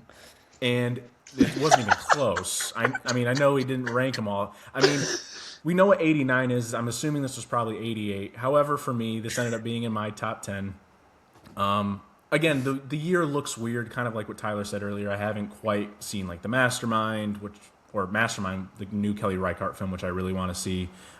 It was just an accident. There's plenty of movies I want to see, and this just snuck in there. and here's the thing, Tyler and I are probably going to talk about this on an episode here shortly. We'll give it the deep dive. We'll give it the deep dive. All I'm going to say is, if you're really in love with the world and you can kind of forgive some of the structural issues, there's a lot to come away with here that I think is fun to talk about. I think how he chose to make this film doesn't make a lot of sense based on what I've heard in terms of, hey, listen, like, I had a lot of deleted scenes from Way of Water and I kind of just threw them in here, but I still think it's emotionally cohesive enough for me because it is the middle chapter. I'm excited to see more. I mean, it's not like a 5 out of 5 because, again, the year looks weird, but it made my top 10 just barely. I liked it. Varang, Mommy, sure, whatever. Had a good time watching it. You don't even sound confident telling us it's in your top 10. Well, I want to save some more of my praise for later because there's details with certain scenes and characters and developments. Okay. I'm a Spider Truther. Jack Champion, not the best actor, but I'm a Spider Truther forever. You're all buttholes. You're all buttholes. Like he said, Spider. All right, bro. What up, cuz? Look, if it wasn't The Lion King 1.5, maybe I would have a better opinion on it. But it's like it's recycled The Lion assets. King 1.5 with Timon and Pumbaa is a 10 out of 10 movie. Avatar: Fire and Ash is recycled assets. The movie, and it goes through probably almost like beat for beat the same plot points as The Way of Water, and I think it explores the exact same themes as The Way of Water as well. And yeah, I mean, I think the only movie I've ever had the same reaction to watching was The Rise of Skywalker, and I told Jake that I should never feel like I just watched The Rise of Skywalker after watching a movie. I just feel like Fire and Ash had so much potential in the way that Cameron went about that. It just feels like he was obligated to do that, and he just put it out there for complete monetary value. Like he had no artistic or creative voice in that whatsoever. I said this to Tyler and Addison. I liked The Way of Water, but I was definitely not head over heels for it like other people. So I wasn't necessarily excited for this movie. This more felt like an obligation that I had to go see it. And I don't think I'm returning to Pandora ever again. So, yeah. Wow. That's the problem, though. I love The Way of Water. Like, I absolutely adore The Way of Water. So I feel like I should be one of the people that I'm just like singing praise of Fire and Ash. And that's how upset I was after watching it. It really did. We were sold on the idea after the first one comes out. Oh, Cameron's written 5 Avatar movies. He's got all this plotted and charted out. He wants to make this big epic franchise and this big epic narrative. And 3 movies in, we don't have an epic narrative. There isn't a strong through line that these movies are building towards this thing. Like, what is the thing? There is no thing. It's just a family trying to survive, and Stephen Lang's mad. I'm fucking tired of seeing Stephen Lang mad at him, dude. I don't want to see it for another 3 hours. And if they make Avatar 4, that's what the movie's gonna be. It's gonna be another third act at night on a carrier, and oh, guess what? He gets away again. Oh, sorry, we gotta build. It's just me and you, Jake Sully. You betrayed me and my men. This is about the men you killed. He does sell it. Big fan. He does sell it, and it's fine. But that's the Taco Addison said, like, I shouldn't be walking out of Avatar 3 and be like, why do I feel this way? Why do I feel empty inside and like he just sold out for money? It didn't feel like Jimmy C cooking up a movie that's going to be the greatest thing anybody, like, it just felt so contrived. When he openly admitted that that Fire and Ash and The Way of Water were one script, and then he split them in half because he told Disney, "Why make $2 billion when we can make 4?" Exactly. That's it, and it feels that way while you're watching it. Exactly, and he's just like, I don't know. I was infuriated after watching that movie. I remember it was Thursday night. I log on to Letterboxd and I see Hannah rated it 1 star. I was like, oh shit. What did Addison think? 2 stars. I was like, we're so cooked. This is gonna be so bad if they yeah. There's a reason Big Jim has never made a threequel before. Interesting. Yeah. Big Jim is big psychedelics though. Pro psychedelic Big Jim? Yeah. The Ash. And listen, obviously I can get into that. Well, just the idea of plugging into the nature in general with your own hair is pretty psychedelic. Yeah. and then That's true. you're tuned into the world, and you can go meet the Star Child, Earth Mother, sexy baby, whatever. Get out of here. Um, also, That is exactly what I I thought. want to bring It up a literally said, certain I want to bring up a certain point that I've seen kind of circulating about Fire and Ash. Um, did you guys get an impression that there was a fair amount of figurative sexual violence with the villain in terms of using her tail, like almost oh yeah, essentially against rape? people's will because Yeah, it's a yeah, connection thing. Yeah, yeah, a little bit. yeah. Yeah, I thought that at There were first. some people who were like, there Hmm. was like so much of it in the movie that it was pretty unbearable. They're like, there's so much rape in Fire and Ash. And I was like, I didn't necessarily think there was so much, but like, it was definitely there. It was just an interesting thing that I saw someone pointed out and Well, because wanted that's to. how they actually have intercourse in Pandora, right? On Pandora, right? The Navi people that they connect the hair, right? Am I misremembering the first Oh, one? you're That's how right. like they connect with everything, but it's Yeah, supposedly supposed to be like a thing that's That's of course not done against your will. Yeah, I didn't think about that. Well, because then, never mind. We'll go on so many different tangents. But no, I didn't think um, about Jimmy that. C No. canceled for making a pro rape movie. What the fuck? Yeah, um, that's. I didn't think about that. That's interesting to think about. we only got one more one off, and it's for Roman, and that's Presence, which I think Again, both me we're and here. Addison both like. Sorry. I liked it. I like this movie a lot. Again, Ghosts in the House movie, very fun. Another rape Proof of movie. proof of Here we go. concept. Proof of concept. I think that again, the ending to this movie is what really brought it together. Not the ending with the kid in the mirror and everything, but the fentanyl on the paper. I thought it just really brought the movie together in a really interesting way. And unlike Ryan Johnson, it's really cool that Steven Soderbergh is like, I'm gonna go do this, try out some new stuff, and then I'm gonna go do the thing I really want to do, which is what I thought Black Bag was. So to me, I think he's just again a filmmaker that is function and form at its peak. I love that he's never going to retire and says that he wants to retire all the time, but he keeps churning out some just really fun movies, low budget, mid budget. Keep making more, buddy. I'll be there day one, and I'll probably like it. Yeah, I mean, So I thought Presence was super effective in terms of what it was trying to accomplish, and I loved the ending too. Um, it was funny. It was there was a portion of the year where Presence and Black Bag were right at the top for me, and it didn't change for a long while. yeah, So yeah, big fan of Presence. Y'all seen Command Z? Command Z. What's It's that? another new Soderbergh joint. You have to buy it on his website, but it's a movie with Michael Cera. He's like sending people back in time to stop stuff that happens in the future. I will Yeah, have you Soderbergh probably seen made it? watch that. another new movie that you can only watch if you rent it off his own website. Did I hear that Yeah, correctly? I it's want to like be him so bad. episodic, I Jeez. believe. But I watched it and came out. Oh, 2023 is when it came out. But yeah, Command Z. Y'all need to check that out if you like Okay. Soderbergh. Just go to his Oh yeah. website. I think you only have to donate like $5 and you get the I movie. can do that.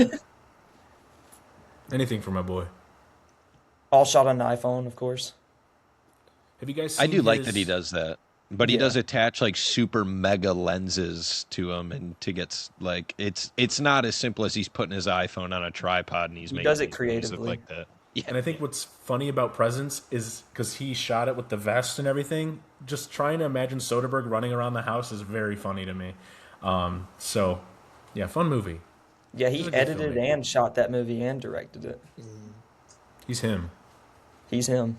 Timothy. Um, so now we're down to the movie that we have all shared in our top 10. And to no one's surprise, that is Paul Thomas Anderson's One Battle After Another. Um, where to even begin with this? Much like Eddington, much like a bunch of other movies in our top tens, this is very prevalent to today. It's very topical. Paul Thomas Anderson wrote this movie 15 years ago, and it is still somehow as relevant as it's ever been. Um, I there's so many subtleties in terms of the depth of this movie solely based on their performances, I think is one of the best paced movies of the year. Um, so many great. I love the editing. I love the tension. It's just building and building and building. Um, it's also super fucking funny. I can't get enough of this movie. I can't wait to rewatch it. It's my personal movie of the year. I can't wait to write about it. Um, and it has Chase Infinity is undoubtedly one of the best Fantastic. performances of the year. I Fantastic. I can't believe what she's able to accomplish in this movie. Um, and yeah, there's so much to love about it. I think it is. I I'm getting to the point where I'm more leaning towards more masterpiece rather than near perfect. Um, yeah, I love it.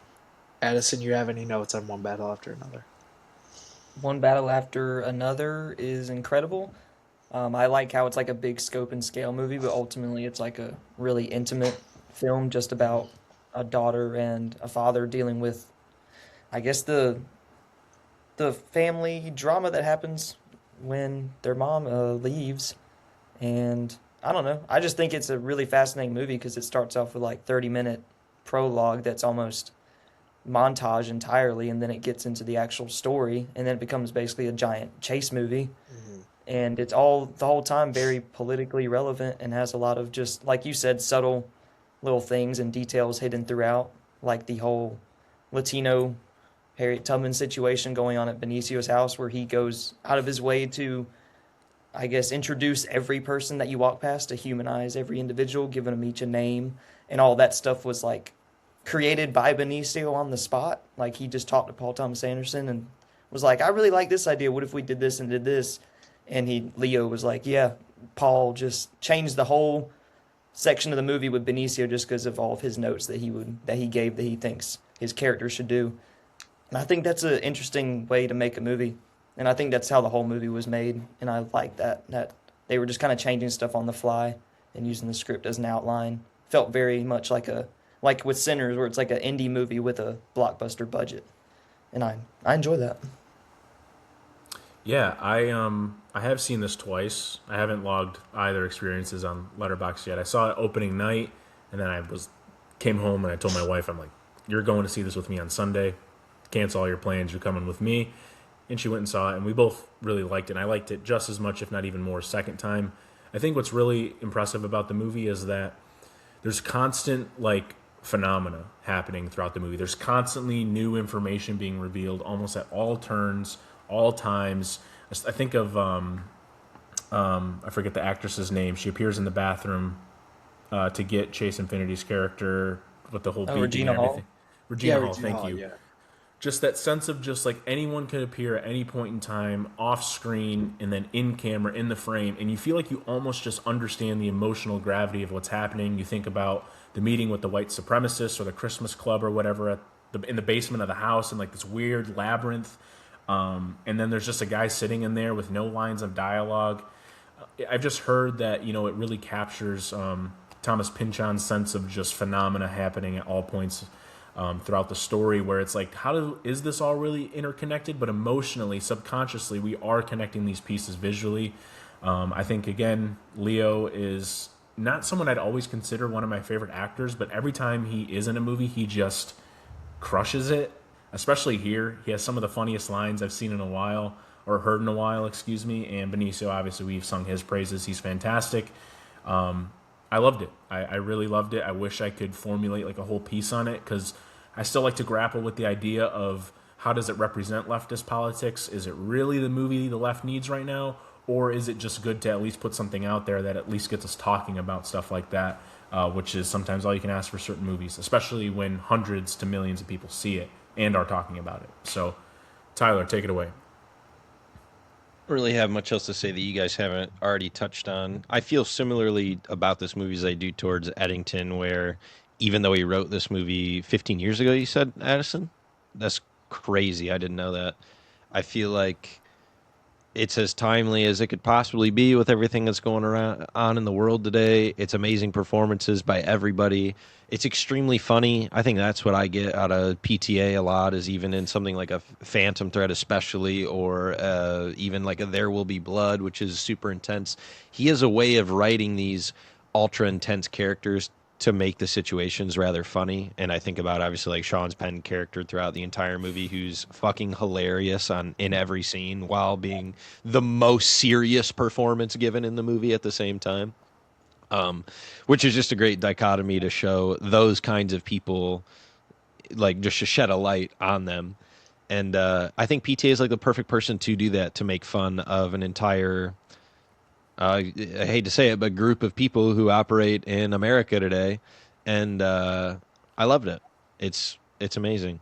It's easily one of the best movies of the year. It makes perfect sense that that is the one that's on all of our lists. I would have thought there would have been a couple more, but this one makes perfect sense. And it's the movie that, when for having a movie podcast called "This Movie's for You," this is the one that I would recommend to literally everybody in every scenario. Like, if it's gonna get nominated or win the awards, and people who know I like movies but don't know my nuanced opinions on the fact that the Oscars suck, they'll be like, "Did you watch the Oscars and love every part of it?"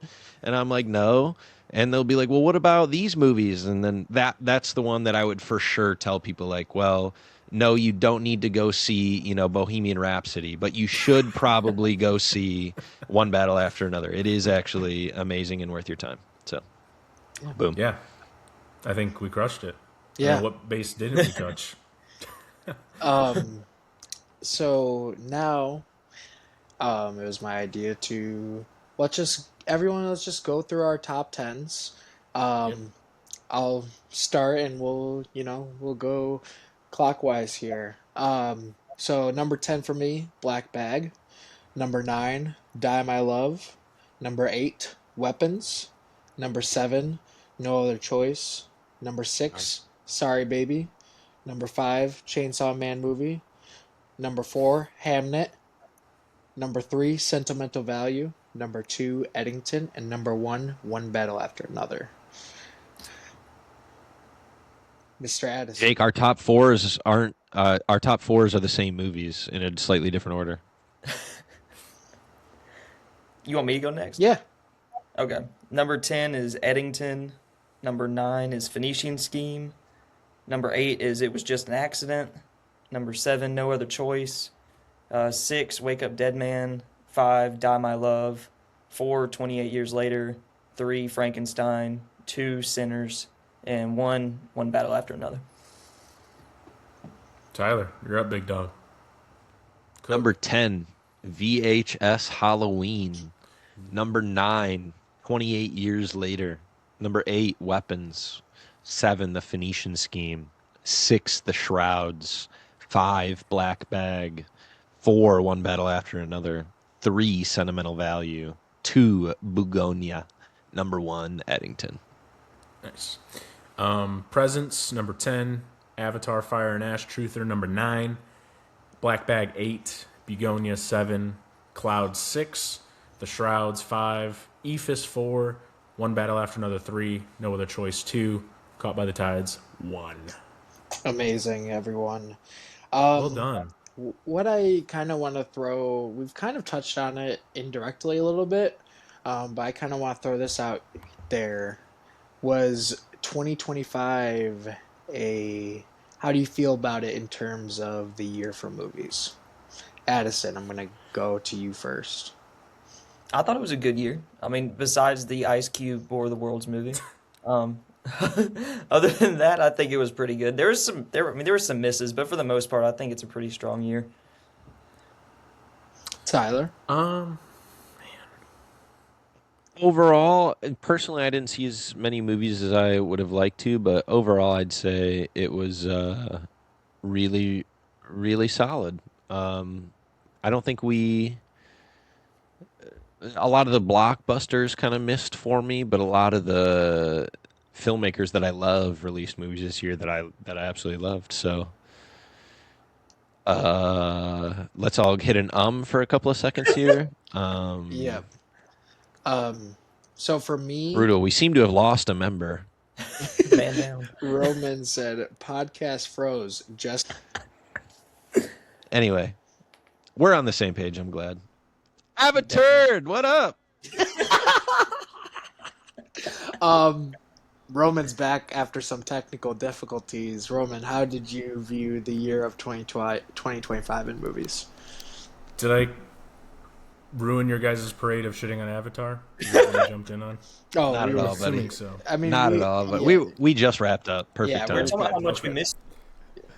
Perfect. That's exactly what I wanted to hear. Well, I'm glad you guys missed me because, yeah, the year sucked for movies. So,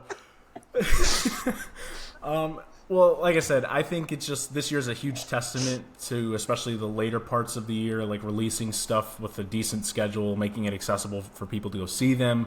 Because I think the year would look a little bit different for me overall.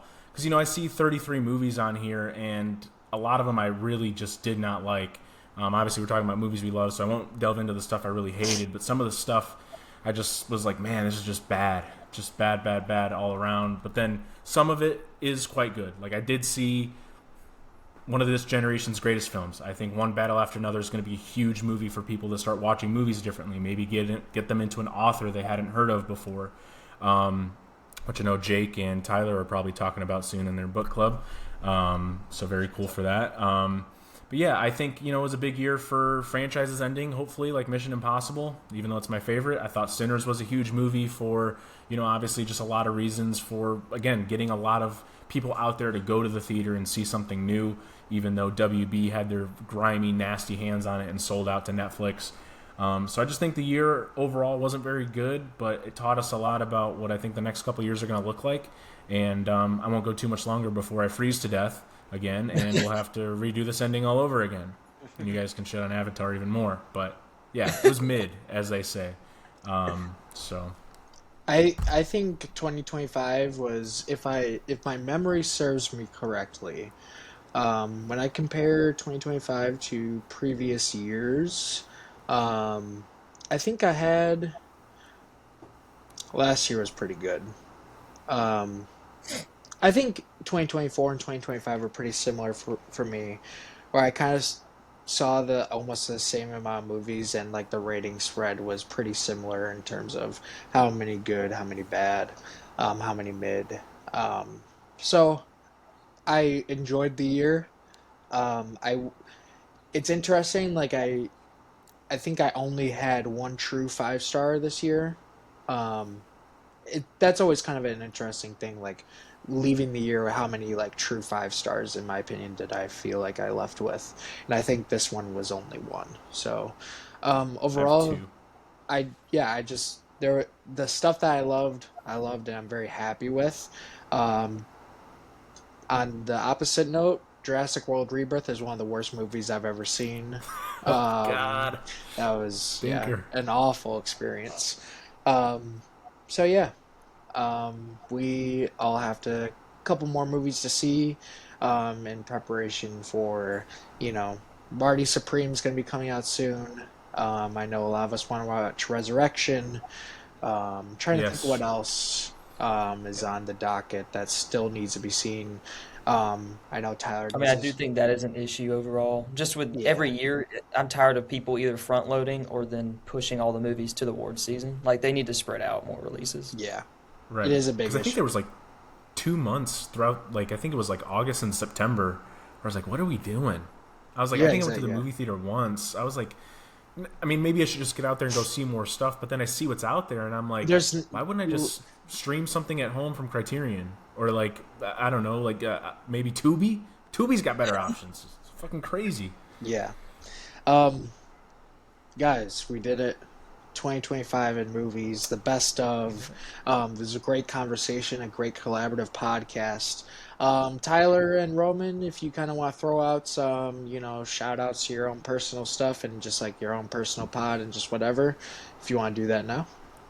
Yeah, I love talking about myself. So this movie's for you, starring Tyler and I.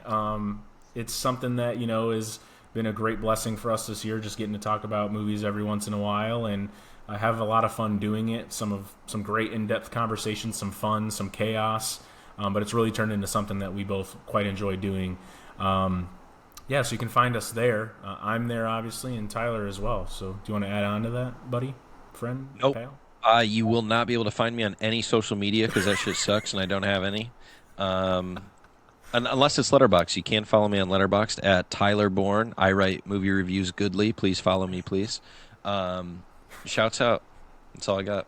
Thanks for having Yeah, us on today, boys. I had a really good Yes, time chatting with you guys. yes, This was a absolutely. lot of fun. Yeah, it yeah, it it feels like I'm like talking as this is my own podcast, but this is a collaborative podcast. So for your guys' audience, me and Addison do the Blasphemous Cinema podcast where we talk about really fucked up movies in the darkest corners of cinema, and we have a fun time doing that. So yeah, that's where you can find me. I'm on social media too, but not necessarily of Wolf and Jake on Instagram for some like writing and stuff like that. So yeah, Addison, anything you want to plug? I don't have any social media either. Yeah, I'm on Letterboxd. I think my name is just Adiso. It's just Addison with no N. Um, but yeah, Blasphemous in a podcast. We talk about fucked up movies. It was really fun talking to you guys. I'm yeah. glad to talk to Tyler Pleasure. again. Nice to meet you, Roman. Nice to meet you too, buddy. yeah. Good chatting with your friend. Quick question: should I watch Hard to Be a God soon? It's been No, on my. no, Why not? Addison? no. I wanted to watch a movie for Adam? so Sorry, long, Adam. Roman. My bad. Should I watch You Hard to totally Be a God? should. I mean, I think it's like 170 minutes of a one-trick pony. But I mean, you can go for it if you want to. If you want to give it I a like try. ponies. Ponies You are didn't good. like that one? I thought it was kind of mid. I mean, it has some good Okay. ideas, but it's like it does the same thing over and over again. It's There's kind of it episodic. you get an Kind hour. of like Avatar 3. Yeah, exactly. You get an hour 20. Ah, we out, boys! We get an hour and 20 minute Hard to Be a God, and it's the same thing for the rest of the movie. Was it an hour and It's even probably less than that. I think it was 170 minutes long, No, if I'm what I'm not wrong. saying is like you get an hour and 20 in, and it's like, all right, I've already seen everything that this movie's got to throw at you. Oh yeah, for sure. Like it's 177 minutes long, and I think after the 45-minute mark, I was like, okay, I get what we're doing here. Okay. Gotcha. So maybe Fair not enough. a priority anymore. Okay. I- This is what it is. As always, thank you guys for listening. Thank you for watching. This is a Blasphemous Cinema podcast. That is This movie's for you. We'll see you in the future. peace. Peace.